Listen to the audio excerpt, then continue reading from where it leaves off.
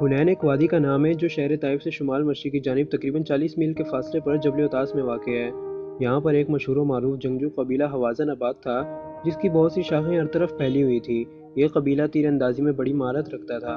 فتح مکہ کے بعد شاہ مدینہ صلی اللہ علیہ وسلم نے اس قبیلے کی سرکوبی کا فیصلہ کیا۔ مدینہ منورہ سے آنے والے 10,000 مجاہدین کے ہمراہ 2,000 افراد مکہ سے بھی شامل ہو گئے۔ اس طرح لشکر اسلام 12,000 افراد پر مشتمل تھا۔ اس معرکے میں مہاجرین کی قیادت سیدنا عمر فاروق رضی اللہ عنہ کے سپرد کی گئی۔ قبیلہ اوس کا علمبردار حضرت اسید بن حذیر رضی اللہ عنہ کو بنایا گیا۔ قبیلہ خزرج کی سربراہی مشترکہ طور پر حضرت سعد بن عبادہ رضی اللہ عنہ کے سپرد ہوئی اور حضرت خالد بن ولید رضی اللہ عنہ قبیلہ بنو سلیم کا سالار مقرر کیا گیا۔ شاہ امم سلطان مدینہ صلی اللہ علیہ وسلم لشکر اسلام کی قیادت کرتے ہوئے 10 شوال 8 ہجری بروز منگل بوقت شام مقام حنین پر پہنچ گئے۔ بنو سلیم کو عظیم جرنیل حضرت خالد بن ولید رضی اللہ عنہ کی قیادت میں مقدمۃ الجیش کے طور پر پہلے روانہ کیا گیا۔ مقابلے میں دشمن کی تعداد 4,000 تھی۔ یہ صورتحال دیکھ کر مجاہدین کے حوصلے بلند ہو گئے اور اپنی فتح کو یقینی سمجھنے لگے۔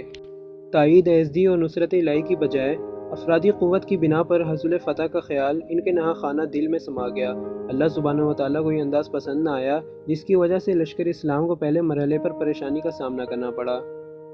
قرآن مجید میں اس منظر کو کچھ یوں اس طرح بیان کیا گیا ہے: اور اللہ نے بہت سے مواقع پر تمہاری مدد کی اور حنین کے دن جب کہ تمہیں اپنی کثرت پر ناز تھا تو وہ تمہارے کچھ کام نہ آئی اور زمین باوجود فراخی کے تم پر تنگ ہو گئی، پھر تم پیٹھ پھیر کر بھاگے، پھر اللہ نے رسول اور مومنین پر تسکین نازل کی اور فرشتوں کے لشکر اتارے جنہیں تم نے نہیں دیکھتے، اور عذاب دیا ان لوگوں کو جنہوں نے کفر کیا، اور یہی سزا ہے کافروں کی۔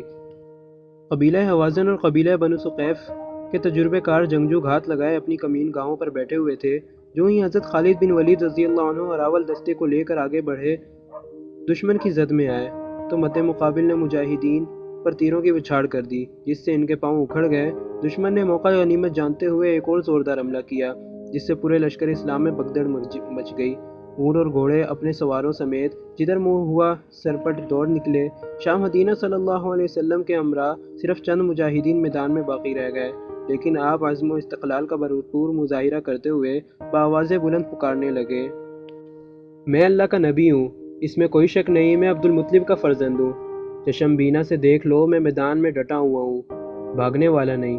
حضرت عباس درد بھرے انداز میں مجاہدین کو پکار کر کہہ رہے تھے: اے مہاجرین و انصار، شاہ امم سلطان مدینہ صلی اللہ علیہ وسلم کے قدموں میں واپس چلے آؤ۔ کہاں بھاگے جا رہے ہو؟ اللہ کا رسول تمہیں بلا رہا ہے، ادھر آؤ، واپس پلٹو۔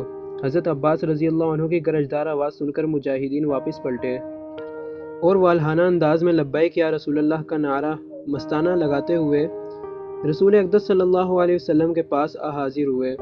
مجاہدین نے نئے جوش و ولولے کے ساتھ اپنی منتشر قوت کو مجتمع کر کے دشمن پر ایک زوردار حملہ کیا جس کی تاب نہ لاتے ہوئے دشمن تیزی سے پسپا ہونا شروع ہو گیا۔ دیکھتے ہی دیکھتے میدان کا کارزار کا نقشہ ہی بدل گیا۔ عظیم جرنیل حضرت خالد بن ولید رضی اللہ عنہ اپنی کاٹ دال تلوار کے جوہر دکھاتے ہوئے دشمن کی صفوں کو چیرتے ہوئے مسلسل آگے بڑھنے لگے۔ جو بھی آگے آیا وہ اس کی تیغ براں کے وار سے نہ بچ سکا۔ جذبہ جہاد سے سرشار ہو کر میدان جنگ میں دشمنوں پر یوں جھپٹ پڑے جیسے کوئی بپھرا ہوا شیر۔ اس معرکہ آرائی میں انہوں نے خود بھی اپنے جسم پر گہرے زخم کھائے۔ فتح حاصل ہو جانے کے بعد سید الانبیاء صلی اللہ علیہ وسلم تیمارداری کے لیے اپنے چہیتے جرنیل حضرت خالد بن ولید رضی اللہ عنہ کے پاس تشریف لائے جس سے ان کی خوشی کی کوئی انتہا نہ رہی۔ انہوں نے یوں سمجھا جیسے ہفت القلیم کی دولت آج ان کی جھولی میں آ گری ہے۔ فرحت و انبساط اور مسرت و شادمانی سے جھومتے ہوئے فرمانے لگے: زے نصیب، آج آقا میرے پاس تشریف لائے ہیں، میں کتنا خوش نصیب ہوں، آج میری خوش قسمتی کی کوئی انتہا نہیں۔ یہ میرے زخم ہی مقدر والے ہیں جن پر مقدس و نورانی نگاہیں پڑ رہی ہیں۔ رسول اقدس صلی اللہ علیہ وسلم نے زخموں پر دم کر کے لعاب و دہن لگایا جس سے آپ بہت جلد شفایاب ہو گئے۔ غزوہ حنین میں فتح حاصل کرنے کے بعد لشکر اسلام ابھی وہی میدان میں زخمیوں کے علاج اور تھکن سے چور مجاہدین کے آرام کے لیے پڑاؤ ڈالے ہوئے تھا کہ شاہ امم سلطان مدینہ صلی اللہ علیہ وسلم کو خبر ملی کہ شکست خوردہ قبیلے بنو حوازن کے سرکردہ افراد اپنی منتشر قوت کو اکٹھا کرنے کے لیے طائف میں جمع ہو رہے ہیں تاکہ تازہ دم ہو کر دوبارہ لشکر اسلام پر حملہ کر سکیں۔ طائف مکہ مکرمہ سے تقریباً 40 میل کے فاصلے پر ایک سرسبز و شاداب ٹھنڈا علاقہ ہے۔ یہاں انگور اور انار کا پھل افر مقدار میں پایا جاتا ہے۔ یہ دونوں پھل اتنے لذیذ ہیں کہ دنیا میں اس کی کئی مثال نہیں ملتی۔ مجھے اب تک کئی مرتبہ طائف جانے کا اتفاق ہوا ہے۔